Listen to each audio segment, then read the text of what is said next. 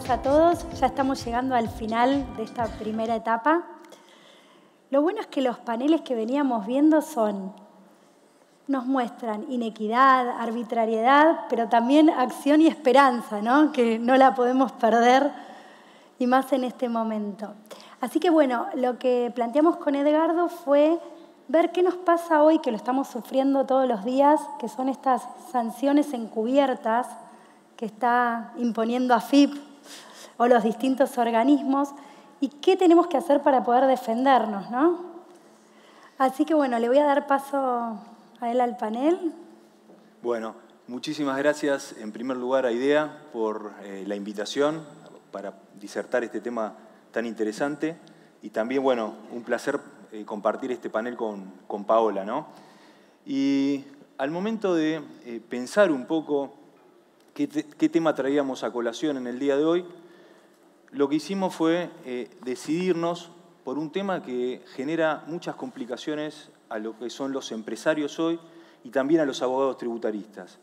Y cuando estamos hablando de qué problemas nos trae, son la aplicación que está haciendo en forma habitual y ya constante el fisco de generar lo que son regímenes sancionatorios encubiertos, ¿sí? Ese tema que hoy, por la situación económica que está atravesando el país, la necesidad de caja del fisco es cada vez mayor, en virtud de lo cual la decisión que tiene el fisco hoy en día es generar regímenes encubiertos, ¿sí? Que, por supuesto, vulneran principios impositivos, ¿sí? Y también principios constitucionales que son manifiestos. Ahora bien, en el transcurso de esta charla vamos a ver cuáles son los incumplimientos, ¿sí? Que obviamente ya están sancionados por la Ley 11.683, pero también adicionan, a través de resoluciones del fisco, otras sanciones. Y eso genera que la vía recursiva para los contribuyentes hoy en día sea dificultosa.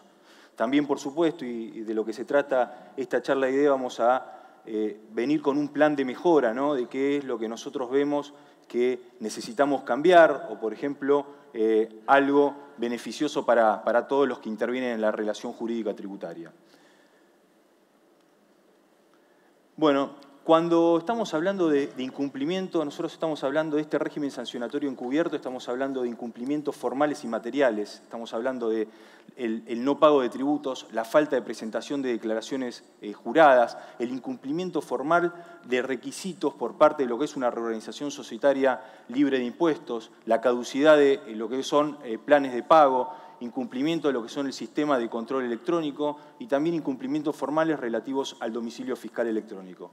Si nosotros vemos todos estos incumplimientos, ya el legislador, a través de la Ley de Procedimientos Tributarios, estableció sanciones típicas y precisas, establecidas en el artículo 38, 39, el artículo 40, con relación a lo que es la clausura impositiva, y también la sanción de omisión de impuestos del artículo 45, la sanción de defraudación y también las presunciones del artículo 47, las presunciones de dolo.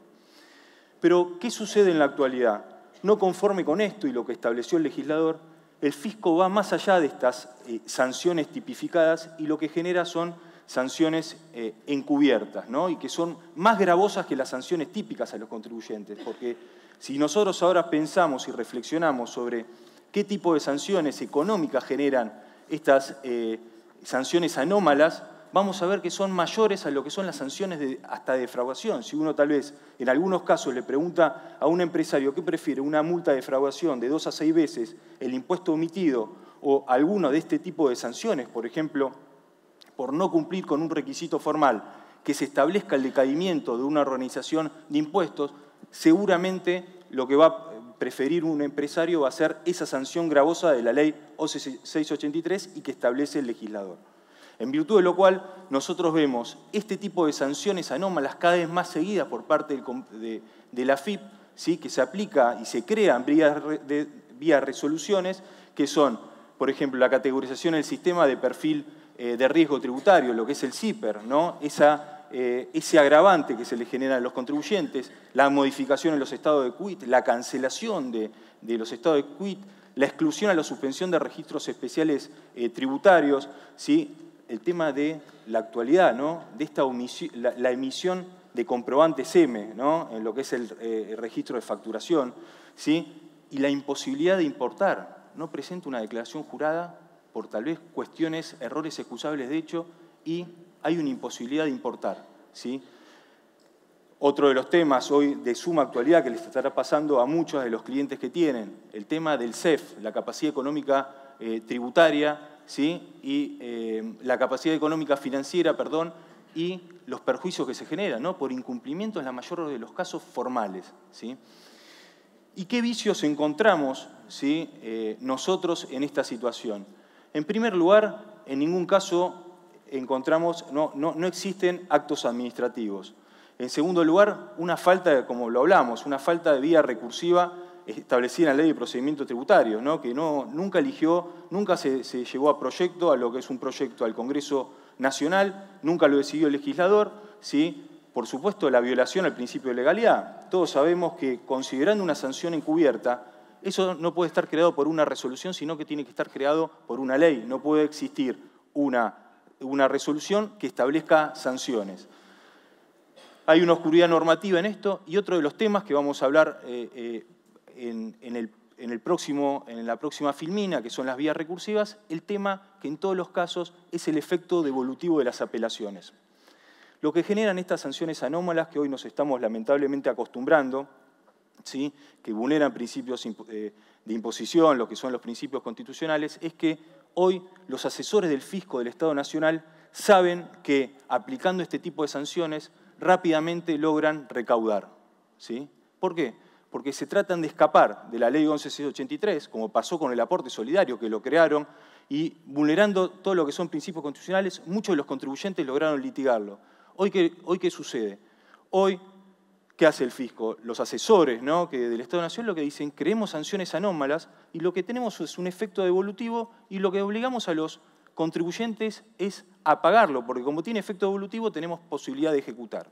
Y voy a agregar de un tema que puede llegar a generar discusión, que es lo que hoy estamos en auge, esto que hoy se acostumbró el fisco y por segunda vez lo está estableciendo, que es el anticipo extraordinario del impuesto a las ganancias, a pesar de que haya empresas que tienen quebrantos, ¿no? ¿Y por qué hizo por segunda vez esto? El aporte, por suerte, el aporte extraordinario a las riquezas, el impuesto a la riqueza no lo repitió, ¿no? Generó lo que es alto porcentaje de litigio. ¿Y qué pasó? ¿Por qué repite esto del anticipo extraordinario? ¿Por qué motivo? Porque hoy en día, el otro inconveniente que tenemos, que son las vías recursivas, hoy en día los contribuyentes con este anticipo extraordinario y el problema que tenemos con la justicia federal con asiento en Cava y sobre todo también en Provincia de Buenos Aires, a diferencia de lo que sucede, por ejemplo, en la Justicia Federal de Mendoza y de Córdoba, lo que está generando es que rechazan in limine las medidas cautelares, ¿sí? Nosotros, por ejemplo, para estos casos tenemos el recurso 74, medida cautelar autónoma, también amparo, depende del caso, los requisitos, por supuesto. Cuando estamos hablando de la cancelación de quit, hay muchos antecedentes a favor de este tipo de amparos. Pero ¿qué sucede?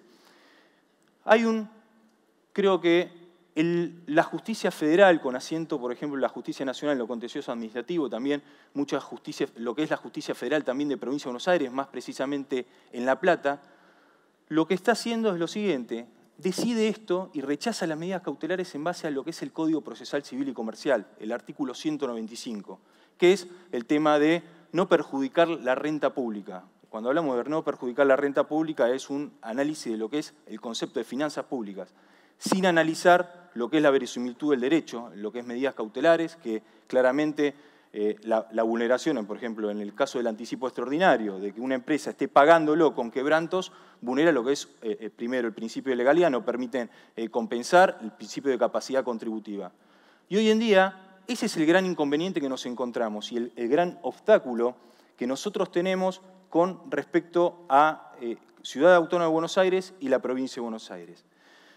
Y ya un poco comentando un plan de mejora, ¿no? Para reflexionar cómo podemos tener un país mejor en materia tributaria creo que como hoy estuve escuchando a los anteriores expositores y el éxito que tuvo esta charla de idea, sumando a especialistas, a docentes de la facultad, esto sucede igual en lo que tiene que ver con el ámbito de posgrado. Cada vez más los tributaristas, contadores, especialistas en impuestos y abogados son más. Me parece que hoy en día, y este proyecto de mejora que tenemos que traer a colación hoy, es empezar a incorporar a funcionarios judiciales a estos espacios de diálogo, de reflexión. Hoy en día nosotros tenemos la suerte de tener un tribunal fiscal que analiza todo lo que es las vías recursivas de la Ley 1173, que está mejorando día a día. Me parece que como todos especialistas en esta materia, como docentes, ¿sí? También en estos ámbitos empresarios tenemos que empezar a invitar, a llamar al diálogo y a comentar un poco, a empezar a formar a los futuros funcionarios judiciales, a los jueces, a lo que es prosecretarios, secretarios, que hoy en día el 90% de los casos que analizan son administrativos y el 10% es tributario. Y en ese 10% no tienen una noción clara de lo que tiene que ver con los principios tributarios, los principios constitucionales que se vulneran. Y por eso hoy, in limine, se rechazan estas medidas cautelares que, en lugar de proteger la renta pública, lo que están generando son proclives a avasallar derechos. Me parece que si hay un buen entendimiento del secretario de un juzgado federal, nacional en lo contencioso administrativo federal, y también de lo que es secretarios, jueces, prosecretarios, que van a marcar un poco el futuro de la justicia, nosotros rápidamente vamos a tener en la justicia, con estas vías, un mecanismo de defensa que va a ser mucho más sólido del que hoy tenemos, sobre todo en Ciudad Autónoma de Buenos Aires y en Provincia de Buenos Aires. Por eso es el llamado a la propuesta. Como venimos creciendo, creo que esto es un punto positivo para todos nosotros. Todos venimos creciendo en el ámbito tributario, estamos llamando mucho a los abogados a que estén ampliando lo que tiene que ver el porcentaje de abogados que están eligiendo la especialidad. También contadores tenemos que hacer un llamado también al perfeccionamiento de los funcionarios judiciales para el entendimiento de lo que son estas medidas judiciales y el perjuicio que se está generando hoy en día a los empresarios, a todos nuestros clientes. Así que bueno, esta es un poco la propuesta de esta parte de la charla. Bueno, gracias, Edgardo.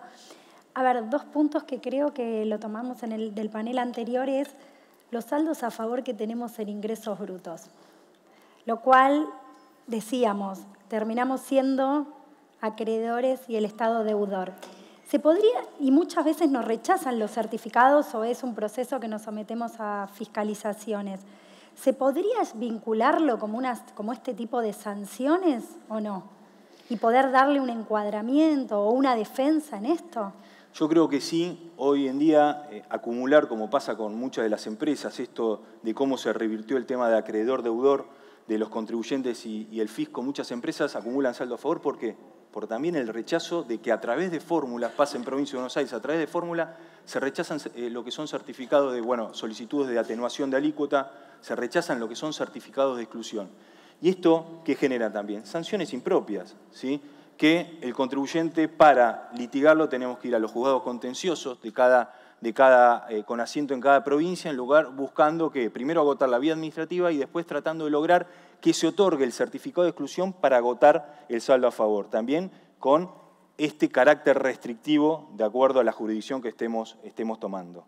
Sí, y de hecho no se consiguen. Pongo el caso de Frávega, hemos litigado en Provincia de Buenos Aires y aún después ya terminamos agotando el saldo, ¿no?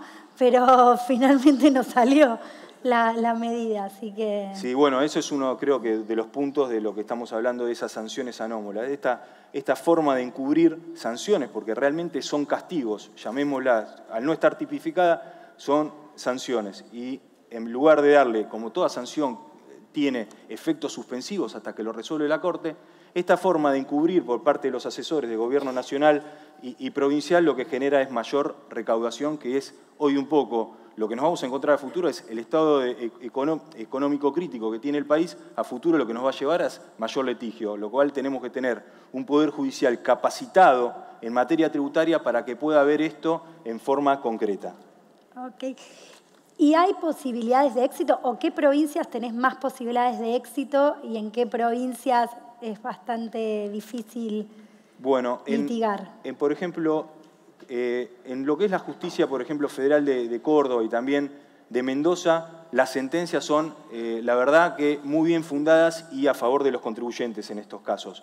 En algunos casos, por ejemplo, en algunos asientos de lo que es la provincia de Buenos Aires, ejemplo San Nicolás, todo, también las sentencias pueden ser favorables. Después, en los otros lugares, La Plata es un lugar adverso en esos casos y después también tenemos otros, Ciudad Autónoma de Buenos Aires, depende también el juzgado que nos encontremos, pero la mayoría también son adversos. La conclusión que lo que tenemos que hacer es no bajar los brazos, por ejemplo, y tener el litigio como herramienta. No podemos dejar que el fisco continúe vulnerando derechos. Pero bueno, un poco la situación y el pantallazo de esta situación crítica para los contribuyentes está dado por esto, de las sanciones anómalas, que se reconozca como sanciones y que le permitan tener un efecto suspensivo al contribuyente hasta el último estadio procesal. Bueno, perfecto. Muchas gracias. Hemos cumplido el tiempo y bueno, ahora los invitamos a un rico almuerzo. Gracias a todos. Muchísimas gracias.